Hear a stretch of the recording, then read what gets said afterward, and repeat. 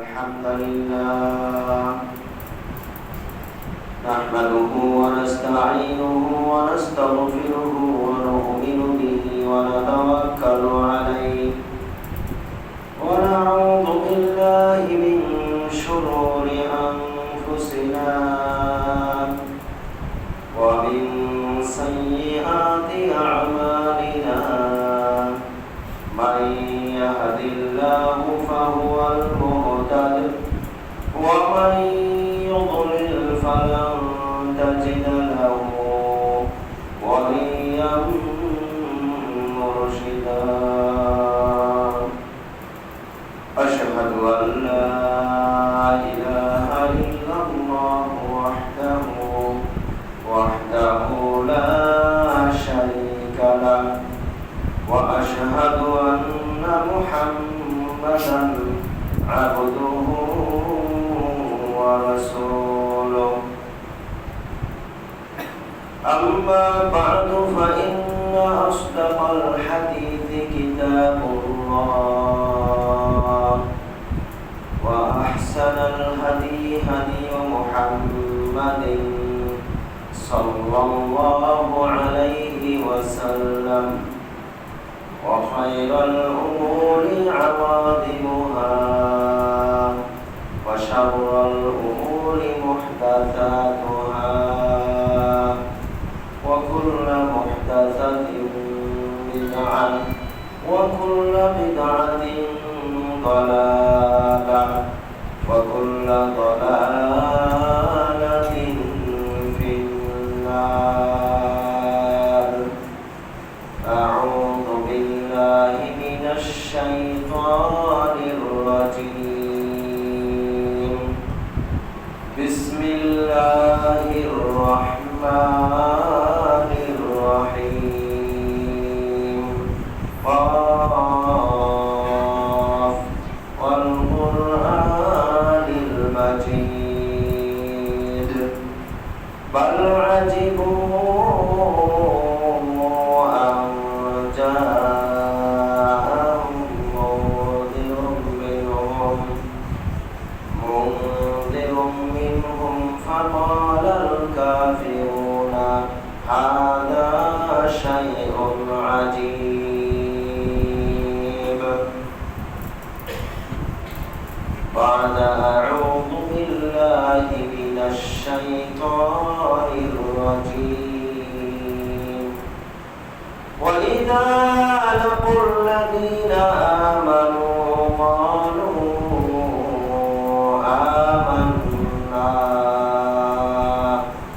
وإذا خلوا إلى شياطينهم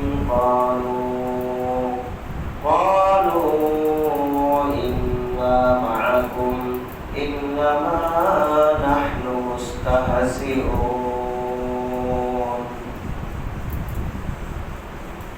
عن كعب بن مالك رضي الله تعالى عنه قال قال رسول الله صلى الله عليه وسلم من طلب العلم ليجاري به العلماء أو يماري به السفهاء أو يصرف به وجوه الناس إليه أدخله الله النار.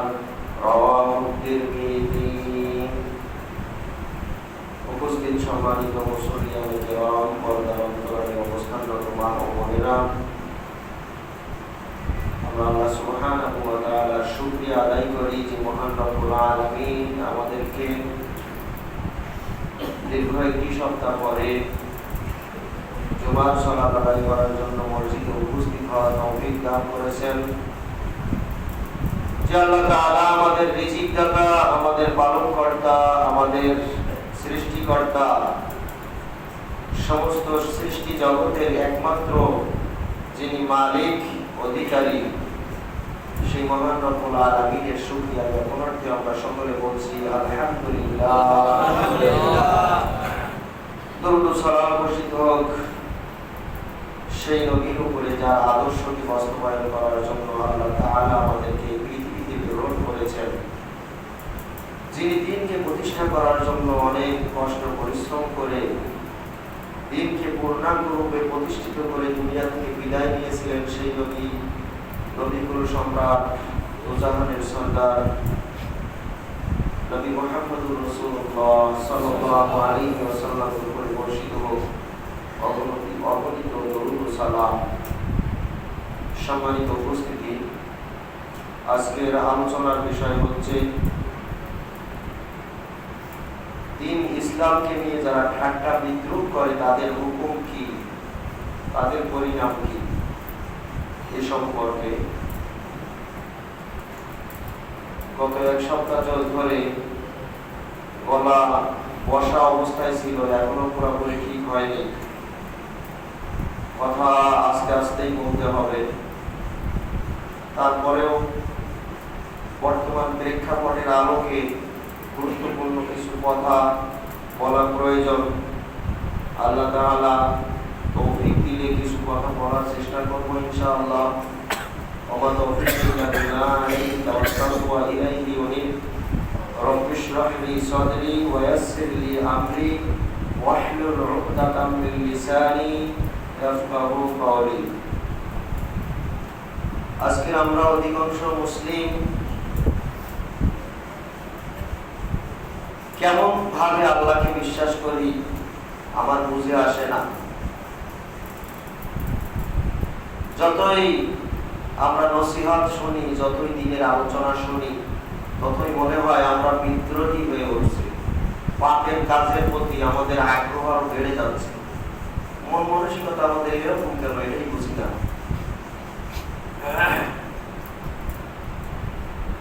বিবাহের বিভিন্ন কুসংস্কার, বিবাহের বিভিন্ন হারাম কাজ সম্পর্কে যথেষ্ট আলোচনা হওয়া সত্ত্বেও এখনো এই সমাজে এমন কিছু কর্মকাণ্ড ঘটতেছে আগের চাইতে আরো বেশি টাকা। তাহলে আমার এই আলোচনা করে লাভটা কি, আর আপনাদের শুনেও বা লাভ কি, আর এখানে উপস্থিত হয়ে জুমার দিনে জুমার সালাত আদায় করে কি লাভ হচ্ছে, আমাদের কি পরিবর্তন হচ্ছে, আমাদের আসলে আমরা কি উদ্দেশ্যে এখানে আজকে এসেছি, কি উদ্দেশ্যে? এক কান দিয়ে শুনবো আর এক কান দিয়ে বের করে মসজিদ থেকে বের হব, এইগুলো আমাদের অধিকাংশ মানুষের ইচ্ছা। এই যদি ইচ্ছা হয় তাহলে আজকের এই জুমায় এসেও আমাদের যেমন কোনো লাভ নাই, এই নামাজ কালাম হজ যাকাত দান খয়রাত এগুলো করেও কোনো লাভ নাই। আমরা যদি দিনটাকে বোঝার চেষ্টা না করি, আল্লাহর ভয় যদি আমাদের অন্তরে না নিয়ে আসি, তাহলে এই যতটুকু পালন করছি এই পালন দিয়ে আমাদের কোনো লাভ নাই। আমাদের অন্তরে বিশ্বাসই নাই আল্লাহর প্রতি। বিশ্বাস যদি থাকতো, আল্লাহর ভয়, পরকালের ভয় যদি থাকতো, তাহলে প্রকাশ্যে এই হারাম কাজগুলো আমরা করার জন্য সাহস পেতাম না। আজকে আমরা দিনটাকে বিদ্রুপ আকারে, ঠাট্টা বিদ্রুপের ছলে মানি, যতটুকু মানি, দিনের সাথে মশকরা করি, হাসি ঠাট্টা তামাশা করি। যে কাজগুলো হতো কাফের বেদিনদের মাধ্যমে, সেগুলি আজকে আমরা মুসলিমরা করি। সম্মানিত উপস্থিতি, ঈমান ভঙ্গের 10টি কারণ রয়েছে, ইসলাম ভঙ্গের 10টি কারণ রয়েছে। এই 10টি কারণের কোনো একটি কারণ যদি কোনো ব্যক্তির মধ্যে থাকে, অথচ সে মুসলিম, 5 ওয়াক্ত সালাত আদায় করে, সিয়াম পালন করে, হজ করে, যাকাত দেয়, দ্বীনের ইসলামের শরীয়তের সব কাজ সে পালন করে, কিন্তু এই 10টি কারণের একটি কারণ যদি তার মধ্যে থাকে, তাহলে সে ইসলাম থেকে খারিজ হয়ে যায়, সে আর ইসলামের মধ্যে থাকে না। এই 10টি কারণ সম্পর্কেও ধারাবাহিকভাবে এখানে আলোচনা হয়েছে। যদিও আজকে আমরা অধিকাংশ মুসলিমরা স্বপ্নের মতো মনে করি, কবে আলোচনা হয়েছে কিছুই মনে নেই। তার মানে এক কান দিয়ে শুনি আর এক কান দিয়ে বের করে দেই, এটা থেকে কোনো খুতবা থেকে কোনো শিক্ষা নেওয়ার প্রয়োজন মনে করি না। ঈমান ভঙ্গের 10টি কারণ রয়েছে। যদি কোনো ব্যক্তির ওযু ভেঙে যায়, তাহলে ওযু ভাঙা অবস্থায় সালাত আদায় করলে কি সালাত হবে? যদি কোনো ব্যক্তির সিয়াম ভেঙে যায়, সিয়াম ভাঙা অবস্থায়ও যদি সে মনে করে যে সিয়াম আমার হচ্ছে, আসলে কি হচ্ছে, তো যে সমস্ত ইবাদত বন্দেগী সালাত অবস্থায় যদি কেউ ইচ্ছা করে কথাবার্তা বলে, ইচ্ছা করে কিছু খানাপিনা করে সালাতের ভিতরে, বা ইচ্ছা করে এমন কিছু কাজ করে যে কাজের মাধ্যমে তার সালাত ভঙ্গ হয়েছে, তাহলে কি তার নামাজ, এরপরেও যদি সে সালাত আদায় করে তাহলে সালাত হবে কি? সালাত ভঙ্গের কারণ আমরা অনেকেই জানি, সিয়াম ভঙ্গের কারণ আমরা অনেকেই জানি, ওযু ভঙ্গের কারণ আমরা অনেকেই জানি, কম বেশি জানি। এবং এই বিষয়গুলি জেনে শুনে আমরা কেউ যদি মনে করি যে আমার ওযু ভেঙে গেছে, তারপরেও আমরা বিনা ওযুতে সালাত আদায় করি না, কারণ আমরা জানি, বিশ্বাস করি যে ওযু ভেঙে গেছে, এখন আর নামাজ পড়লে সালাত আদায় করলে সালাত হবে না। কিন্তু ওর চাইতে আর গুরুত্বপূর্ণ বিষয় হচ্ছে ঈমান যদি কারো ভেঙে যায়, যদি কোনো ব্যক্তির ঈমান ভেঙে যায়, তাহলে সে যত আমল করুক না কেন তার কোনো আমল আর কাজে লাগবে না। এই জন্য ঈমান আগে ঠিক করতে হবে। ঈমান ভঙ্গের যে 10টি কারণ রয়েছে তার মধ্যে 6 নম্বর কারণ হচ্ছে কোনো ব্যক্তি যদি দ্বীন ইসলামকে নিয়ে অথবা দ্বীনের কোনো একটি বিধানকে নিয়ে হাসি ঠাট্টা করে, তামাশা করে, কোনো একটি বিধান নিয়ে যদি বিদ্রুপ করে, উপহাস করে, তাহলে সে ইসলাম থেকে বের হয়ে যায়। বলুন নাউযুবিল্লাহ। যতক্ষণ পর্যন্ত সে তওবা না করে আবার কালেমা না পাঠ করে ইসলামে প্রবেশ করে, ততক্ষণ তার কোনো আমল কাজে লাগে না। অথচ আমরা অধিকাংশ মানুষ এই কারণগুলির মধ্যে রয়েছে।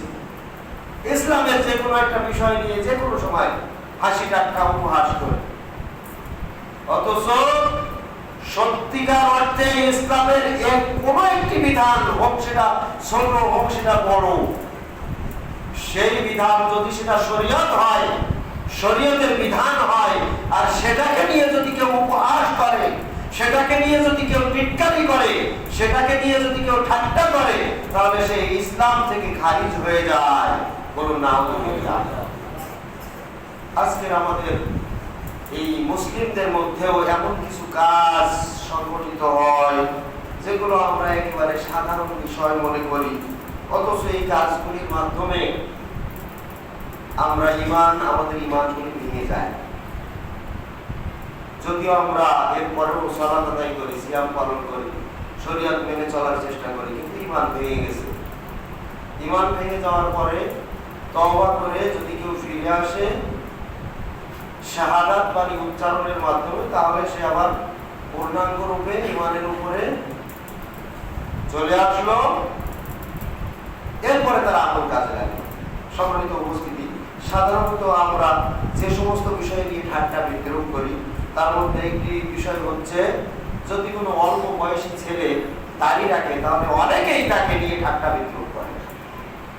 বলেন ঠিক কিনা? অল্প বয়সী ছেলে যদি কেউ দাড়ি রাখে, তাহলে তাকে নিয়ে ঠাট্টা বিদ্রুপ করে না মানুষ? অথচ দাড়ি রাখা এটা হচ্ছে শরীয়তের এমন একটি গুরুত্বপূর্ণ বিধান, যেটা আল্লাহ রাসূলের আমল হিসাবে সুন্নত, কিন্তু আল্লাহর নির্দেশ, আল্লাহ রাসূলের নির্দেশ হিসাবে এবং আল্লাহর নির্দেশ হিসাবে পালন করা। যদি এটা আল্লাহর নির্দেশ হিসাবে পালন না করা হয়, তাহলে এটা একটা ফরজ লঙ্ঘন করা হলো।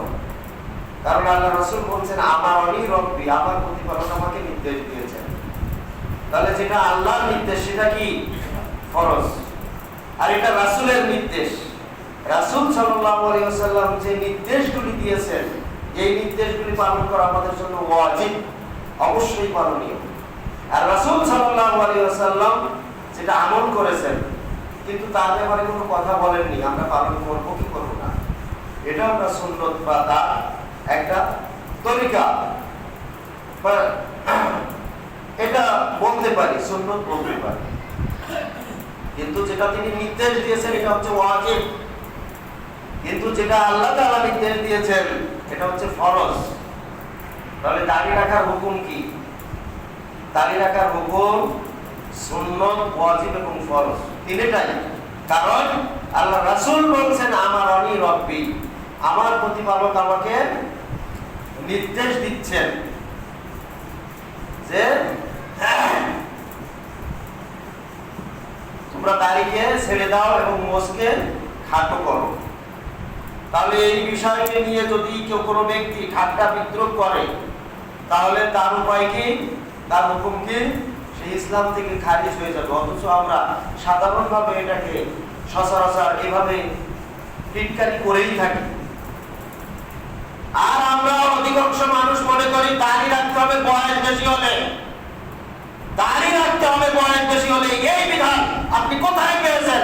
দাড়ি রাখতে হবে, দাড়ি যখন উঠবে তখন থেকে। দাড়ি কাটার কোনো বিধান শরীয়তে নেই।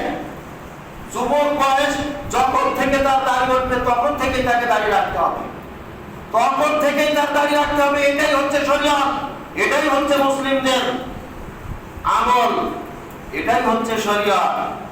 একটা যুবক ছেলের যখন থেকে দাড়ি উঠবে তখন থেকেই তাকে দাড়ি রাখতে হবে। কোন সময় সে দাড়িতে কাটাছাটা করতে পারবে না, সাজতে পারবে না। এটাই হচ্ছে শরীয়ত। সুতরাং এই শরীয়তকে নিয়ে আপনি কখনো ঠাট্টা বিদ্রুপ করতে পারেন না। যদি করেন তাহলে ঈমান ভঙ্গের একটি কারণ হচ্ছে, 6 নম্বর কারণ, দ্বীন ইসলাম থেকে বের হয়ে যেতে হবে। আরেকটি বিষয় আছে আমাদের সমাজে। আমাদের সমাজে সাধারণত যেগুলো নিয়ে মানুষ ঠাট্টা বিদ্রুপ করে এরকম কিছু কথা বলছি। যদি কোনো ব্যক্তির অধিক সন্তান হয়, যদি শোনে এই ব্যক্তির 4টা 5টা 6টা সন্তান, তাহলে তাকে নিয়ে এমন তামাশা শুরু করে দেয়, এমন ঠাট্টা বিদ্রুপ শুরু করে দেয়, একেবারে তার কাছে এই ব্যক্তি যেন তুচ্ছ তাচ্ছিল্য। বলুন নাউযুবিল্লাহ। অথচ এই সম্পর্কে শরীয়তের অনেক গুরুত্বপূর্ণ নির্দেশনা। সন্তান বেশি বেশি নিতে হবে, তবে হ্যাঁ তাদের জন্য এটা। আর যারা শরীয়ত মানে না, এটা তাদের ইচ্ছা নেই। শরীয়ত বেশি সন্তান নিলেই কি আর কম সন্তান নিলেই কি আর সন্তান না নিলেই কি, এটা কোনো যায় আসে না। আল্লাহ কোনো যায় আসে না, আল্লাহ রাসূলের কোনো যায় আসে না। কিন্তু সত্যিকার অর্থে যারা দ্বীন মানতে চায়, দ্বীন মেনে নিয়েছে, দ্বীন মেনে চলে, মুসলিম বলে নিজেকে আল্লাহর কাছে মুসলিম হিসাবে নিজেকে আল্লাহর নিকটে উপস্থিত হতে চায়, আল্লাহর কাছে কৃতিত্ব করতে চায়, তাকে অবশ্যই বেশি বেশি সন্তান নিতে হবে। এটা হচ্ছে শরীয়ত। আপনি একজন ব্যক্তি তার সন্তান বেশি, তাই তাকে নিয়ে হাসি ঠাট্টা করতেছেন, তুচ্ছ তাচ্ছিল্য করছেন তাকে, এটা ঈমান ভঙ্গের একটা কারণ। অনেক মহিলারা রয়েছেন পরিপূর্ণ পর্দা করে চলতে চান। এই পর্দাশীলা মহিলাদেরকে নিয়ে অনেকে ঠাট্টা বিদ্রুপ করে। বিশেষ করে তার আপনজনেরা, তার আত্মীয় স্বজনেরা, যারা তাকে সবসময় তার কাছ থেকে সেবা নিতে চায়, অথচ তার সাথে দেখা সাক্ষাৎ হারাম, তার সাথে সরাসরি সাক্ষাৎ হারাম। যদি তার থেকে পর্দা করে রক্ষাচরণ করতে চায়, তাহলে তাকে দিয়ে ঠাট্টা বিদ্রুপ করা হয়, বিভিন্ন তুচ্ছ তাচ্ছিল্য করা হয়, উপহাস করা হয়। এরপরে বর্তমানে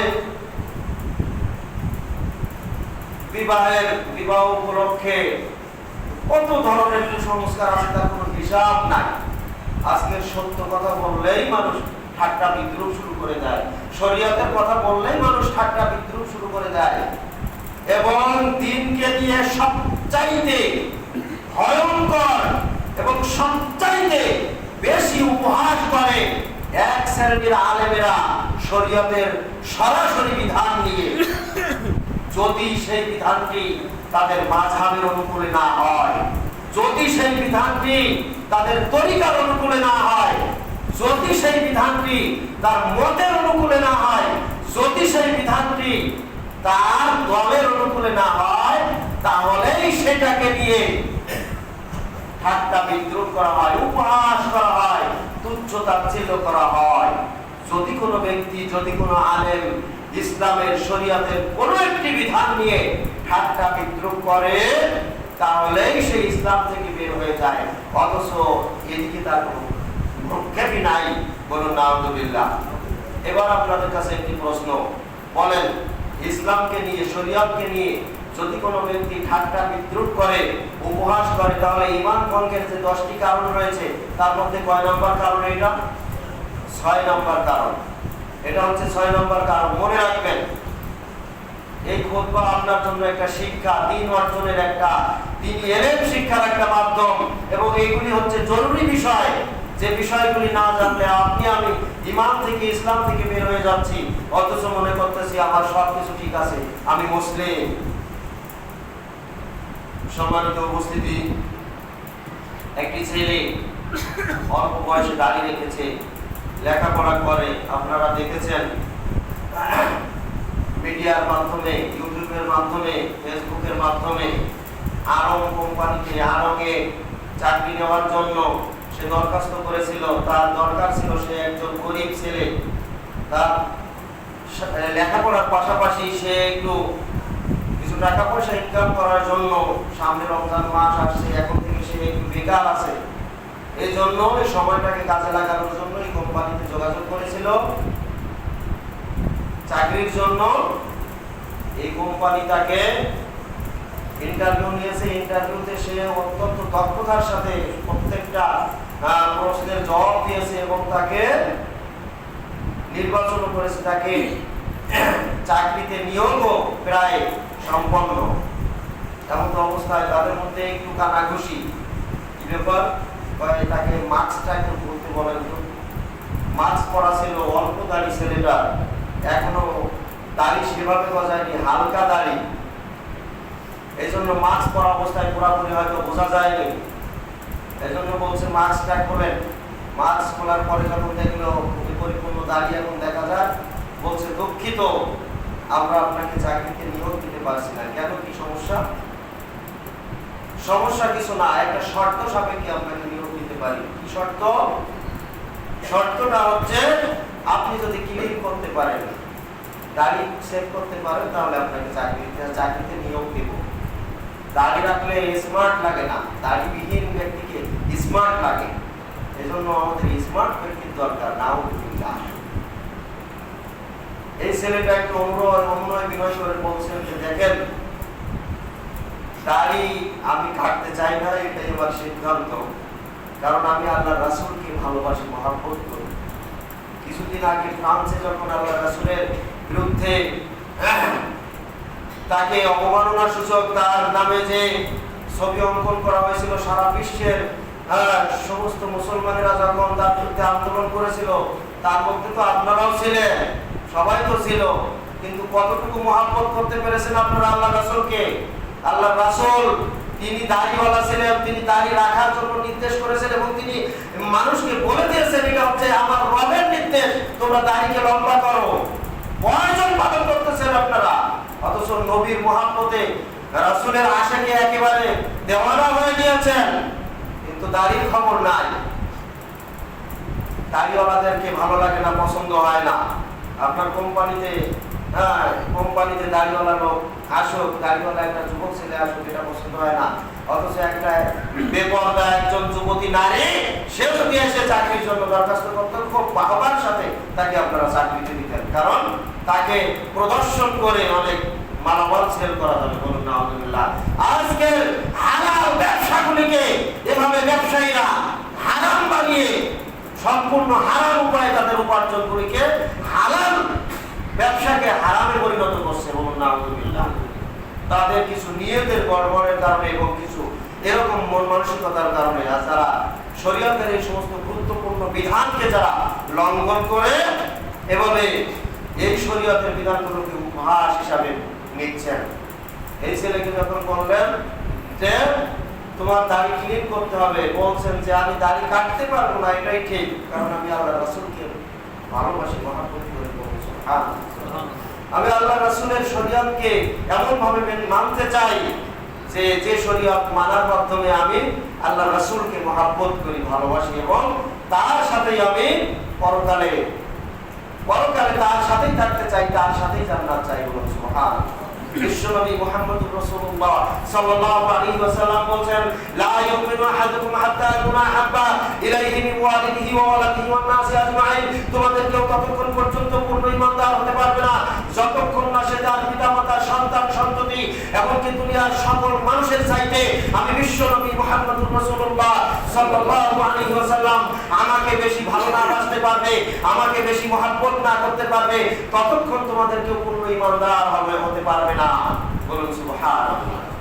আপনি আল্লাহ রাসূলকে মহব্বত করবেন, ভালোবাসবেন কিভাবে? আল্লাহ রাসূল বলে দিচ্ছেন, মান আহাব্বা সুন্নতি, যে আমার সুন্নতকে ভালোবাসবে, ফাকাদ আহাব্বানি, সেই আমাকে ভালোবাসবে, ওয়া মান আহাব্বানি, আর যে আমাকে ভালোবাসতে পারবে, কানা মাই ফিল জান্নাহ, সেই আমার সাথে জান্নাতে থাকতে পারবে। বলুন সুবহানাল্লাহ। মুসলিমদের সবচাইতে বড় আশা থাকবে, বড় উদ্দেশ্য থাকবে, পরকালে আমার সঙ্গী হবে, আমার সাথী হবে বিশ্বনবী মুহাম্মদুর রাসূলুল্লাহ সাল্লাল্লাহু আলাইহি ওয়াসাল্লাম। তাহলেই একজন ঈমানদার ব্যক্তি সত্যিকার সফলতা লাভ করতে পারবে। বলুন সুবহানাল্লাহ। আর একজন ব্যক্তির পরকাল যদি হয় ওই সমস্ত কাফের, বেঈমান, মুশরিক, মুনাফিকদের সাথে, আর হামান, ফিরাউন, কারুনের সাথে, তাহলে তার জন্য পরকাল বরবাদ। বলুন নাউযুবিল্লাহ।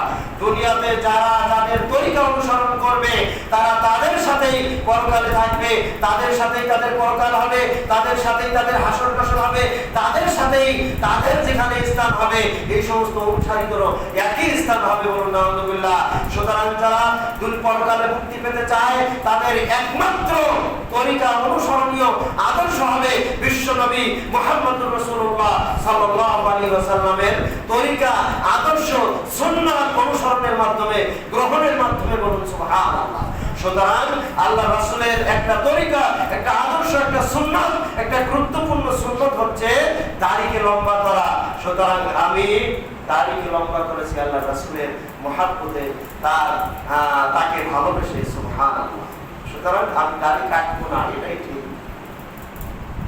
তবে আপনাদের কাছে অনুরোধ হচ্ছে কি, যে যদি আমাকে চাকরিতে নেন, আশা করা যায় আমার মাধ্যমে উপকার হবে, আপনাদের ক্ষতি হবে না, এবং আমি দক্ষতার সাথে দায়িত্ব পালন করবো। আমাকে নেন, ভালো হবে, আপনাদের ভালো হবে, আমার বিরাট একটা উপকার হবে। আমি অত্যন্ত দরিদ্র পরিবারের মানুষ, এই সময়ে কিছু টাকা পয়সা আমার খুবই প্রয়োজন।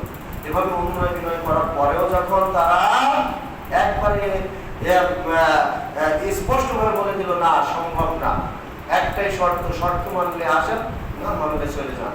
এরপরে মনে অত্যন্ত ব্যথা নিয়ে, ভারাক্রান্ত মন নিয়ে, বেদনা ভরা মন নিয়ে বাইরে এসে ওই কোম্পানির সামনেই নিজের মোবাইলে কিছু কথা বলে, এই কারণে আজকে আমার চাকরি হলো না, এরকম সামান্য কিছু কথা বলে এই ভিডিওটা ফেসবুকে ছেড়ে দেওয়ার মাধ্যমে মাত্র 2 দিন, 1 দিন 2 দিনের মধ্যে সারা বাংলাদেশে, সারা বিশ্বে এটা এমন ভাবে প্রচারিত হয়েছে।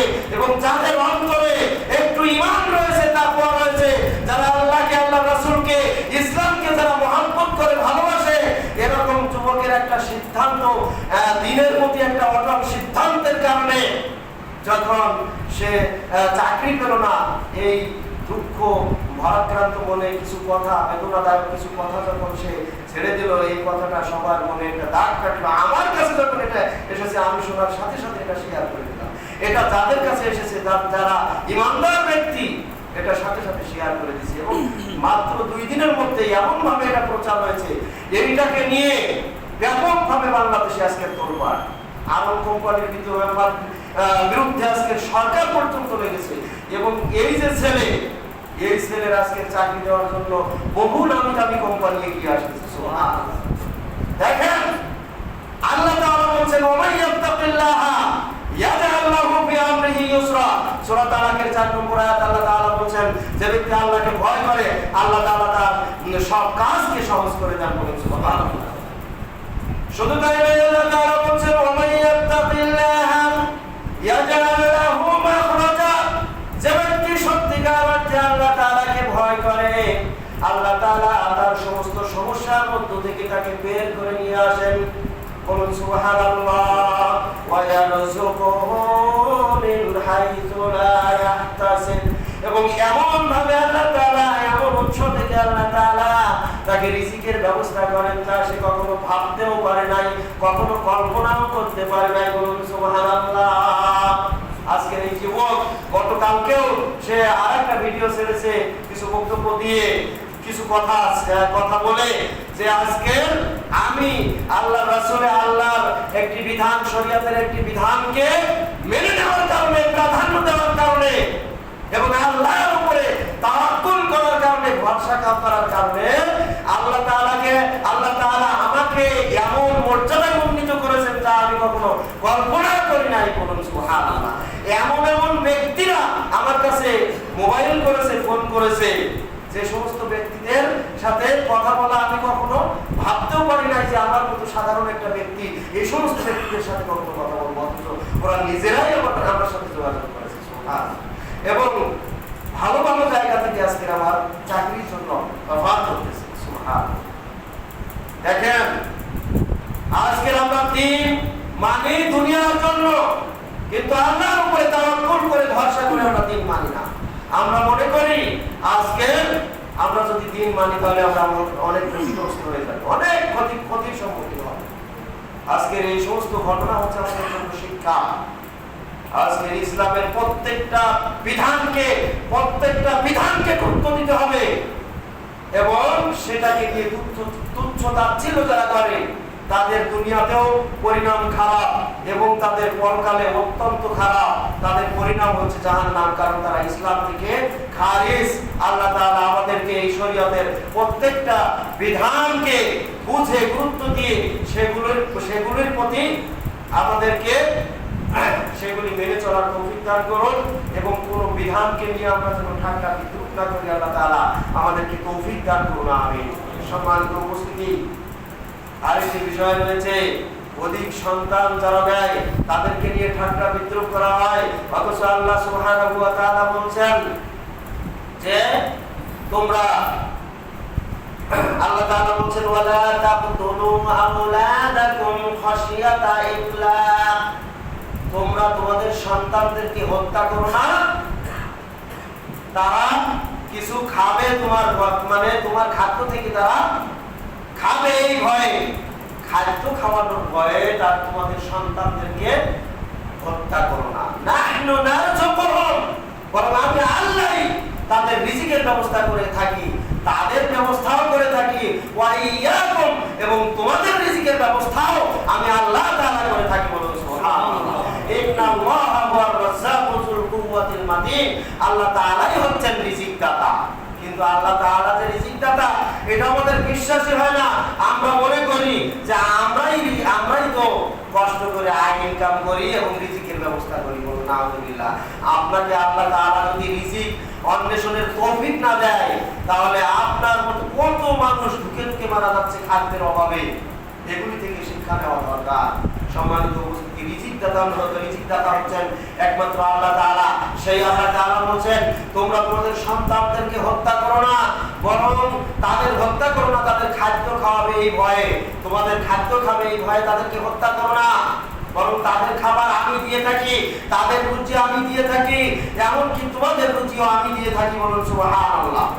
শুধু তাই নয়, আল্লাহ তাআলা বলেন ওয়া মা মিন দাব্বাতিন ফিল আরদি ইল্লা আলাল্লাহি রিজকুহা, এই পৃথিবীতে এমন কোন মানুষ নাই, এমনকি এমন কোন জন্তু নাই, এমন কোন প্রাণী এই পৃথিবীতে নাই যার খাদ্যের ব্যবস্থা আমি আল্লাহ তাআলা করি না, এরকম কোন প্রাণী নাই। বলুন সুবহানাল্লাহ।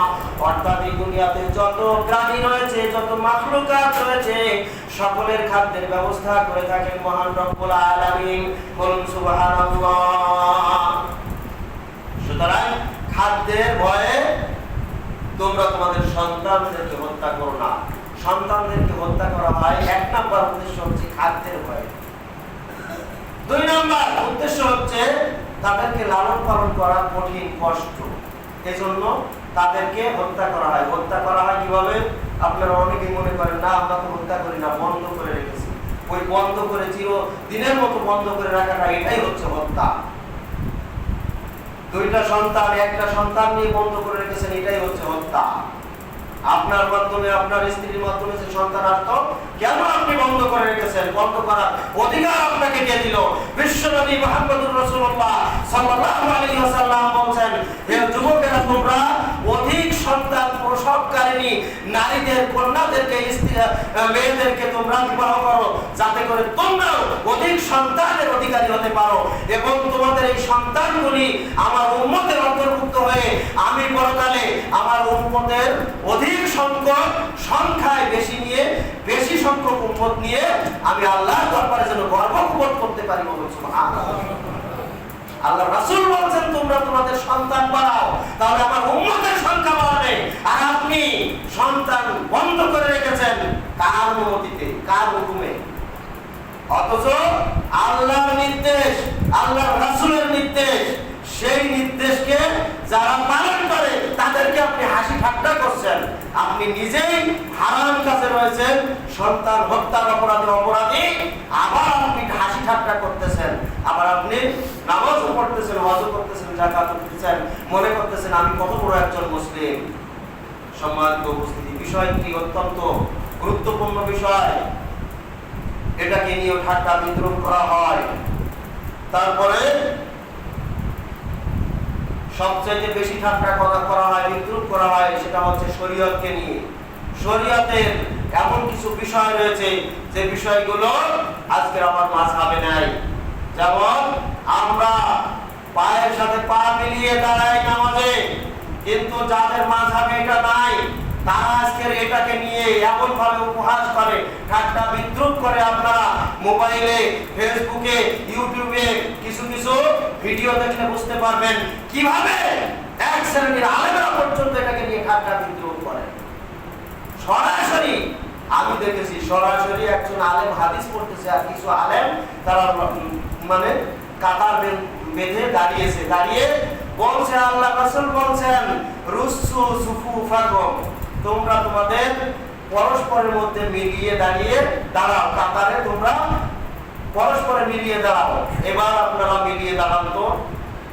তারপরে কাদের সাথে কাঁধ মেলান তো। একজন ছোট বাচ্চা দাঁড়িয়েছে, এবার একজন বড় উঁচু সে দাঁড়িয়েছে, এবার বলছে আল্লাহ রাসূল, মানে হাদিসে বলা হয়েছে যে তোমরা কাদের সাথে কাঁধ মেলাও, তোমরা মেলাও তো। মেলাতে যে এবার ওই ছোট বাচ্চার সাথে কাঁধ মেলাতে যে মেলে না, তখন হাসি ঠাট্টা। আবার পা মেলাতে যে এই যে একজনের পায়ের উপরে আরেকজন পা রেখে, তাকে পায়ের উপরে পা রেখে হাসি ঠাট্টা। দেখেন আপনার পা মেলাচ্ছে। তারপরে এবার কাঁধের সাথে কাঁধ মেলাও, আবার পা। কেউ একজন দেখলাম এত বড় ফাঁক করে বলছে আহলে হাদিসদের নামাজ, বলে নাউযুবিল্লাহ। এরকম ফাঁক করে দাঁড়িয়ে বলছে এটা হচ্ছে আহলে হাদিসদের নামাজ, অথচ সে হাত পেতেছে এই কানে। ওই ব্যাককল জানে না যে আমি যেটা দেখাচ্ছি এটা একটা, আবার আরেকটা যেটা করেছি এটা করলে যে ধরা খেয়ে যাবো, এই দিকে তার খেয়ালই নাই। সে হাত পেতেছে এই কানে, কিন্তু দাঁড়িয়েছে এত ফাঁক করে, বলছে এটা হচ্ছে আহলে হাদিসদের নামাজ। কত বড় উপহাসকারী ইসলামকে নিয়ে, বলুন নাউযুবিল্লাহ। শুধু তাই নয়, শরীয়তের এরকম অনেক বিধান রয়েছে আজকের আপনার মাযহাবের সাথে মেলে না, কিন্তু সরাসরি আল্লাহ রাসূলের নির্দেশ। পায়ের সাথে পা মেলানো আল্লাহ রাসূলের নির্দেশ। আল্লাহ রাসূল বলেন, সাউফু সুফুফাকুম, তোমরা তোমাদের কাতার সোজা করো। ফাইনা তাসফিয়াতু সুফুফি মিন ইকামাতিস সালাত, কেননা কাতার সোজা করা হচ্ছে নামাজ, সালাত পরিপূর্ণ হওয়ার একটা মাধ্যম। কাতার সোজা করো। তারপরে কিভাবে সোজা করো? রুসু সুফুফাকুম, তোমাদের কাতারের মধ্যে পরস্পরের মধ্যে মিলিয়ে দাঁড়াও। রসুন মানে মেলানো, পরস্পরের মধ্যে মেলানো, এমন ভাবে মেলানো যে মাঝখানে কোনো ফাঁকা থাকবে না, এটাকে বলা হয় রসুন। রসুন মানে পরস্পরের মধ্যে একবারে এভাবে মেলানো। আঙ্গুলের সাথে আঙ্গুল মেলানো নয়, পায়ের সাথে পা মেলানো, পুরোপুরি এই পাটা আরেকজনের পায়ের সাথে মেলানো, এইভাবে পায়ের সাথে পা মেলানো। পায়ের সাথে পা মেলাবেন, কাঁধের সাথে কাঁধ মেলাবেন। আজকে আমরা আহলে হাদিসরা কি করি? পায়ের সাথে পা মেলাই, আঙ্গুলের সাথে আঙ্গুল মিলিয়ে অনেকেই যতটুকু জায়গা প্রয়োজন তার চাইতে বেশি ফাঁক করে দাঁড়ানোর চেষ্টা করি। বেশি ফাঁকা করে দাঁড়ানোর কারণে পায়ের সাথে আঙ্গুলের সাথে আঙ্গুল মেলালাম এবং পা গুলি এভাবে দাঁড়ালাম, বাঁকা করে দাঁড়ালাম, অথচ পা রাখতে হবে সোজা কিবলামুখী করে। তারপরে কাঁধের সাথে কাঁধ মিলবে। কখন আপনার কাঁধের সাথে কাঁধ মিলবে? যখন আপনি আপনার পরিমাণ মতো দাঁড়াবেন, আপনার শরীরের গঠন অনুযায়ী জায়গা নিয়ে দাঁড়াবেন, তখন কাঁধের সাথে কাঁধ মিলবে। যদি এর চাইতে একটু কম জায়গা নিয়ে দাঁড়ান, তাহলে দুইজনের দাঁড়াতে কষ্ট হবে। যদি এর চাইতে বেশি জায়গা নিয়ে দাঁড়ান, তাহলে কাঁধের সাথে কাঁধ মিলবে না। তাহলে আগে আপনাকে দাঁড়ানো শিখতে হবে যে কোন পরিমাণ জায়গা নিয়ে দাঁড়ালে আমার কাঁধের সাথে কাঁধ মিলবে এবং পরস্পরের মধ্যে পায়ের সাথে পা মেলাতে কোনো কষ্ট হবে না। আপনার পরিমাণ মতো জায়গা নিয়ে দাঁড়ান, দেখেন আপনার গোড়ালির সাথে পরিপূর্ণ পায়ের সাথে পা মিলিয়ে দেখেন, কোনো কষ্টই হবে না। কিন্তু আমরা পারি না দেখে অনেকের কাছে কষ্টকর মনে হয়। সবচেয়ে বড় কথা হচ্ছে যে এটা আল্লাহ রাসূলের এমন একটি বিধান, আল্লাহ রাসূলের এমন একটি গুরুত্বপূর্ণ বিধান। বিশ্ব নবী মুহাম্মদুর রাসূলুল্লাহ সাল্লাল্লাহু আলাইহি ওয়াসাল্লাম তার জীবনে যত ওয়াক্ত সালাতের ইমামতি করেছেন, তার জীবনে যত ওয়াক্ত সালাতের ইমামতি করেছেন, এক ওয়াক্তেও তিনি এই কথা বলতে বিরত হননি, এরকম কোনো দলিল পাওয়া যায় না যে এক ওয়াক্তে তিনি কিছু বলেননি মুসল্লিদের পায়ের সাথে পা মিলিয়ে দাঁড়াও, এ কথা বলেননি। কোন অর্থে কেউ প্রমাণ দিতে পারবে না এক অর্থে বলেননি, বরং সকল অর্থে যত অর্থ সালাত আল্লাহ রাসূল আদায় করেছেন, সব অর্থে যত অর্থে তিনি ইমামতি করেছেন, সব অর্থে তিনি মুসল্লিদেরকে বিশেষভাবে তাগিদ দিয়ে বলেছেন যে তোমরা তোমাদের পায়ের সাথে পা মেলাও এবং তোমাদের হাঁটাগুলি বন্ধ করো এবং তোমাদের কাতারগুলি সোজা করো। এবং তিনি ডান দিকে তাকিয়েছেন, ডান দিকে তাকিয়ে বলেছেন তোমাদের কাতার সোজা করো এবং ফাঁক বন্ধ করো। আবার বাম দিকে তাকিয়েছেন, বাম দিকে তাকিয়ে বলেছেন তোমাদের কাতার সোজা করো এবং দুইজনের মাঝখানের ফাঁকা বন্ধ করো। এভাবেই তাগিদ দিয়ে বলেছেন যতক্ষণ পর্যন্ত সঠিকভাবে মুসল্লিরা না দাঁড়িয়েছে ততক্ষণ তিনি আল্লাহু আকবার বলে ইমামতি শুরু করেননি। এর জন্য যত সময় প্রয়োজন সময় ব্যয় করে আগে কাতার সোজা করেছেন এবং এইভাবে নির্দেশনা দিয়েছেন। শুধু তাই নয়, বিশ্বনবী মুহাম্মদুর রাসূলুল্লাহ সাল্লাল্লাহু আলাইহি ওয়াসাল্লাম এক হাদিসে বলেন মান ওয়াসালা সাফান ওয়াসালাহুল্লাহ, যে ব্যক্তি এই সালাতে কাতার পরস্পরের মধ্যে মিলিয়ে দাঁড়ায়, পরস্পরের মধ্যে মিলিয়ে দাঁড়ায়, আল্লাহ তাআলা তার সাথে সম্পর্ক তৈরি করেন, সম্পর্ক বজায় রাখেন। বলুন সুবহানাল্লাহ। ওমান কাতা সাফান কাতাহুল্লাহ, আর যে কাতারের মধ্যে ভাগ ভাগ হয়ে দাঁড়ায়, কাতারের মধ্যে পার্থক্য সৃষ্টি করে, কাতারের মধ্যে আলাদা হয়ে দাঁড়ায়, আল্লাহ তাআলাও তার সাথে সম্পর্ক ছিন্ন করে দেন। বলুন নাউযুবিল্লাহ। কত বড় সাংঘাতিক কথা! কাতারের মধ্যে পরস্পরের মধ্যে এক মুসলিম আর এক মুসলিমের সাথে ভ্রাতৃত্বের বন্ধনে অটুট হওয়ার একটি অন্যতম মাধ্যম হচ্ছে তার সাথে পায়ের সাথে পা মিলিয়ে দাঁড়ানো। এটা আল্লাহর রাসূলের নির্দেশ। অথচ আপনার বড় হুজুর, আপনি বড় আলেম সেজে বসে আছেন, আপনি যুক্তি দিচ্ছেন যে আপনার চাইতে বয়সে যে বেশি তার সাথে আমি যদি পা মেলাই তাহলে তার সাথে বিয়াদবি হয়। আপনি আল্লাহর রাসূলের চাইতে কি বেশি বোঝেন নাকি? আল্লাহর রাসূল কি তার নিজের মস্তিষ্ক থেকে, মন থেকে কোনো কথা বলেছেন? আল্লাহর রাসূল বলেছেন আমাকে জিবরাইল শিক্ষা দিয়েছেন, আর জিবরাইলকে আল্লাহ তাআলা শিক্ষা দিয়েছেন। আল্লাহ তাআলা জিবরাইলকে শিক্ষা দিয়েছেন, জিবরাইল আল্লাহর রাসূলকে শিক্ষা দিয়েছেন, আল্লাহর রাসূল তার সাহাবীদেরকে নির্দেশ দিয়েছেন। আল্লাহর রাসূল বলেছেন তোমরা পরস্পরের সাথে মিলিয়ে দাঁড়াও। আর আপনি কত বড় মুফতি হয়ে গিয়েছেন, কত বড় শরীয়ত প্রণেতা হয়ে গেছেন যে আপনি বলতেছেন তার সাথে পা মিলালে বিয়াদবি হবে? নাউযুবিল্লাহ। এবং এটাকে নিয়ে আপনি ঠাট্টা বিদ্রুপ করে বলতেছেন দেখো মিলিয়ে দেখো কেমন দেখা যায়, দেখো পায়ের সাথে পা মিলিয়ে দেখো কেমন দেখা যায়, দেখো কাঁধের সাথে কাঁধ মিলিয়ে দেখো কেমন দেখা যায়। এভাবে আপনি দেখাচ্ছেন, তুচ্ছ তাচ্ছিল্য করছেন। ভালো করে জেনে রাখুন, এটা হচ্ছে শরীয়ত, এটা হচ্ছে দ্বীন, এটা হচ্ছে শরীয়তের একটা বিধান। শুধু বিধান নয়, এটা আল্লাহর রাসূলের একটি গুরুত্বপূর্ণ বিধান। এই বিধানকে নিয়ে ঠাট্টা বিদ্রুপ নয়। আজকের আপনার মাযহাবে নাই, তাতে কি হয়েছে? আজকের আপনি হানাফি দাবি করেন, অথচ ইমাম আবু হানিফা রাহমাতুল্লাহ আলাইহি বলে গিয়েছেন ইদা সাহাল হাদিসু ফাওয়া মাযহাবি, যে ব্যক্তি সহিহ হাদিস আমল করব সেই আমার মাযহাবের অন্তর্ভুক্ত। বলুন সুবহানাল্লাহ। তাহলে যারা যত বেশি সহিহ হাদিস মানবে তারাই হানাফি বলে দাবি করবে। এই হিসাবে আমি বলছি বুঝি যে আমি সহিহ হাদিস মানি, সুতরাং আমি সবচেয়ে বড় হানাফি, আমি একজন হানাফি, কারণ আমি ইমাম আবু হানিফার কথা অনুসরণ করি। আর ইমাম আবু হানিফা বলেছেন ইদা সাহহাল হাদিসু ফাহুয়া মাযহাবি, যখনই তোমরা সহিহ হাদিস পাবে তখনই জানবে ওটাই আমার মাযহাব। সুবহানাল্লাহ। সুতরাং আপনি সহিহ হাদিস পেলেন, হাদিস পেয়ে আবার টিটকারি কাটছেন বুখারীর হাদিস। ইমাম বুখারীর আগে জন্ম না ইমাম আবু হানিফার আগে জন্ম? নাউযুবিল্লাহ। কত বড় জাহালাতপূর্ণ কথা, কত বড় মূর্খতার পরিচয় এগুলি। সারা দুনিয়ার সমস্ত মুহাদ্দিসিনে কেরাম যে হাদিস সম্পর্কে বলছেন আসাহহাল হাদিস বাদা কিতাবুল্লাহ সহিহুল বুখারী, আল্লাহর কিতাবের পরে এই দুনিয়ায় সবচেয়ে সহিহ গ্রন্থ হচ্ছে বুখারী, আর আপনি বলছেন যে ইমাম বুখারীর আগে জন্ম না ইমাম আবু হানিফার আগে জন্ম? ইমাম আবু হানিফা কি কোনো হাদিসের কিতাব লিপিবদ্ধ করে গিয়েছেন? ইমাম বুখারীর মতো এত কষ্ট পরিশ্রম করে কি ইমাম আবু হানিফা কিতাব লিখে গিয়েছেন? ইমাম আবু হানিফা, ইমাম বুখারীর মতো একটা কিতাব আবু হানিফা কি আছে?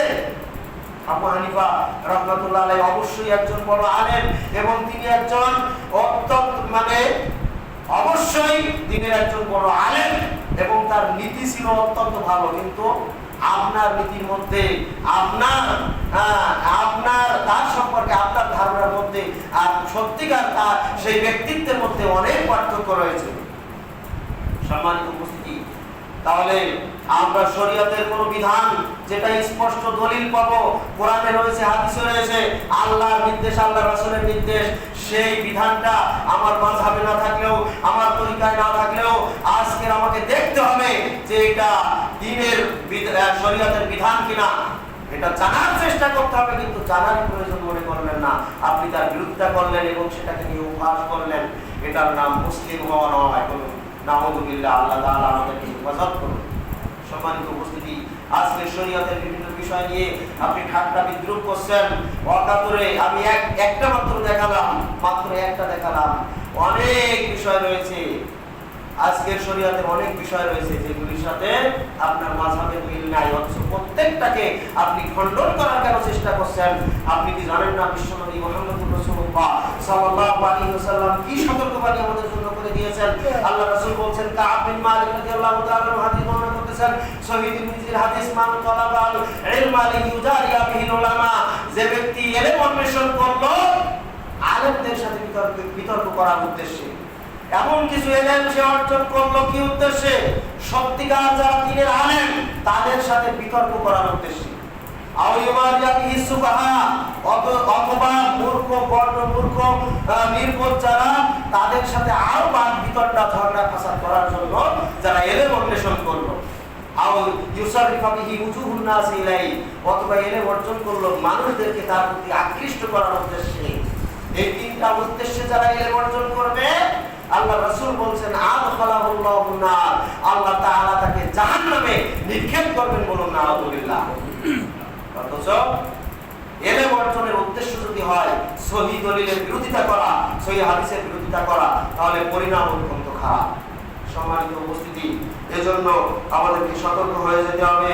আজকের শরীয়তের অনেক বিধান নিয়ে আমরা এভাবে হাসি ঠাট্টা করি, শরীয়তের বিধান নিয়ে আমরা উপহাস করি।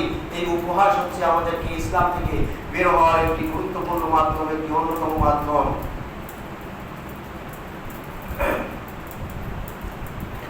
এ সম্পর্কে আল্লাহ সুবহানাহু ওয়া তাআলা বলেন, ওয়ালা ইন সাআলতাহুম লা ইয়াকুলুন্না ইন্নামা কুননা নাকুযু ওয়া নালআব। যদি তাদেরকে জিজ্ঞাসা করা হয়, যদি তাদেরকে প্রশ্ন করা হয়, কাদেরকে?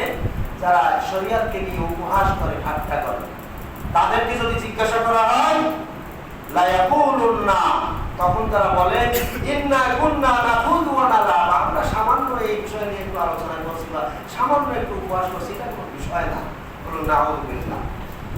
যদি কোনো ব্যক্তি ইসলামের কোনো বিধান নিয়ে উপহাস করে, এরপরে যদি তাদেরকে বলা হয়, তখন তারা জবাবে কি বলে? আরে আমরা সামান্য একটু আলোচনা করেছি। কি? আল্লাহ তাআলা মুনাফিকদের সম্পর্কে বলেছেন, ওয়াইদা লাকুল্লাযীনা আমানু ক্বালু আমান্না, যখন এই মুনাফিকরা ঈমানদারদের সাথে মিলিত হয়, তখন তারা বলে আমরা তো ঈমানদার। ওয়াইদা ফালাউ ইলা শায়াতিনহিম, আবার যখন তারা শয়তানদের সাথে মিলিত হয় শয়তান। এখানে শয়তান বলতে কাদেরকে বোঝানো হয়েছে? শয়তান বলতে তাদের বড় বড় নেতা যারা রয়েছে, এই মুনাফিক কাফের মুশরিকদের যারা নেতা রয়েছে তাদেরকেই আল্লাহ তাআলা এখানে শয়তান বলেছেন। ওয়াইদা খালাউ ইলা শায়াতিনহিম, আবার যখন তারা শয়তানদের সাথে মিলিত হয়, ক্বালু ইন্না মাআকুম, তখন তারা তাদেরকে বলে আমরা তো তোমাদেরই অন্তর্ভুক্ত, আমরা তো তোমাদের সাথেই আছি। বলুন নাউযুবিল্লাহ। ইন্নামা নাহনু মুস্তাহজিউন, আমরা তাদেরকে নিয়ে একটু তামাশা করি, উপহাস করি, একটু ঠাট্টা বিদ্রুপ করি। বলুন নাউযুবিল্লাহ। এরা হচ্ছে সত্যিকার মুনাফিক এবং এদের পরিণতি অত্যন্ত খারাপ। ইন্নাল মুনাফিকিনা ফি দারকিল আসফালি মিনান নার, আল্লাহ তাআলা বলেন মুনাফিকদের স্থান হচ্ছে জাহান্নামের একেবারে নিম্নতম স্তরে, একেবারে নিচে। কাফেরদের চাইতে, মুশরিকদের চাইতে মুনাফিকদের পরিণতি খুবই ভয়াবহ এবং সবচেয়ে কঠিন শাস্তি তাদের জন্য। বলুন নাউযুবিল্লাহ। আল্লাহ তাআলা বলেন, হে নবী, আপনি যদি তাদেরকে জিজ্ঞাসা করেন তোমরা ইসলামের এই বিষয়গুলি নিয়ে কেন এরকম উপহাস করো, কথা বলো, এরকম ঠাট্টা বিদ্রুপ করো, তখন তারা বলে আরে আমরা সামান্য কিছু আলোচনা করেছি এই বিষয় নিয়ে, আসলে আমাদের এরকম কোনো উদ্দেশ্য ছিল না, ইসলামকে নিয়ে ঠাট্টা বিদ্রুপ করার উদ্দেশ্য ছিল না, আমরা এমনি কথা বলছি। বলুন নাউযুবিল্লাহ। কুল আবিল্লাহ, আল্লাহ তাআলা বলেন হে নবী তাদেরকে আপনি বলে দিন আবিল্লাহ, তোমরা কি আল্লাহ সম্পর্কে ঠাট্টা বিদ্রুপ করছো, ওয়া আয়াতিহি, এবং আল্লাহর বিধানকে নিয়ে ঠাট্টা বিদ্রুপে লিপ্ত হয়েছো, ওয়া রাসূলিহি, এবং তার রাসূলকে নিয়ে কি তোমরা ঠাট্টা বিদ্রুপে লিপ্ত হয়েছো। তোমরা কি আল্লাহকে নিয়ে, আল্লাহর রাসূলকে নিয়ে এবং আল্লাহর দ্বীনকে নিয়ে ঠাট্টা বিদ্রুপে লিপ্ত হচ্ছ? তবে শুনে রাখো, কুনতুম তাস্তাহজিউন, তাদেরকে নিয়ে তোমরা ঠাট্টায় লিপ্ত হচ্ছ, লা তা'তাদিরু, লা তা'তাদিরু, তোমাদের কোনো ওযর আপত্তি চলবে না, তোমাদের কোনো অজুহাত চলবে না, তোমরা কোনো অজুহাতই পেশ করো না। তোমরা আজকে যে দেখাচ্ছ এটা কোনো বিষয় না, আমরা সাধারণভাবে এমনি কথা বলেছি। শুনে রাখো, যারা আজকের আল্লাহর কোনো বিধান নিয়ে, আল্লাহর রাসূলের কোনো বিধান নিয়ে এভাবে ঠাট্টা বিদ্রুপ করে, তোমার মাযহাবে নাই, তোমার তরিকায় নাই, তোমার দলে নাই, তোমার বাপ-দাদারা করে নাই, তাই তুমি মনে করতেছো এটা আমরা করব না, এটা আমরা করব না, এটা একটা বিষয়, আবার তুমি সেটাকে নিয়ে ঠাট্টা বিদ্রুপ করছো। জিজ্ঞাসা করলে বলো যে এটা কোনো বিষয় না, এমনি বলছি। বলো নাউযুবিল্লাহ। আল্লাহ তাআলা বলেন তোমরা শুনে রাখো, তোমরা আল্লাহকে নিয়ে, আল্লাহর বিধানকে নিয়ে, আল্লাহর রাসূলকে নিয়ে বিদ্রুপে লিপ্ত রয়েছো, উপহাসে লিপ্ত রয়েছো, সুতরাং কদ কাফারতুম বাদা ঈমানিকুম, ঈমান আনার পরে আবার তোমরা কুফরিতে লিপ্ত হয়ে গিয়েছো, ঈমান থেকে বের হয়ে গিয়েছো। বলুন নাউযুবিল্লাহ। সম্মানিত উপস্থিতি, তাহলে এটা অত্যন্ত ভয়ঙ্কর একটা বিষয়। আজকে আমাদের মধ্যে অনেকেই রয়েছে যারা আলেমদেরকে নিয়ে উপহাস করি, ইমামদেরকে নিয়ে উপহাস করি, আল্লাহওয়ালা ব্যক্তিদেরকে নিয়ে উপহাস করি। দিন আমি মানতে পারি না, এটা একটা বিষয়, কিন্তু একজন দিন মানে তাকে নিয়ে আমি উপহাস যদি করি তাহলে আমার সব আমল বরবাদ, আমি ইসলাম থেকে বের হয়ে গেলাম। আল্লাহ তাআলা আমাদের এই বিষয়গুলি উপলব্ধি করার, বোঝার তৌফিক দান করুন এবং আমাদেরকে সত্যিকার অর্থে দিন যথাযথভাবে বুঝে মানার তৌফিক আল্লাহ তাআলা আমাদেরকে দান করুন। ওয়া আখিরু দাওয়ানা আলহামদুলিল্লাহি রাব্বিল আলামিন।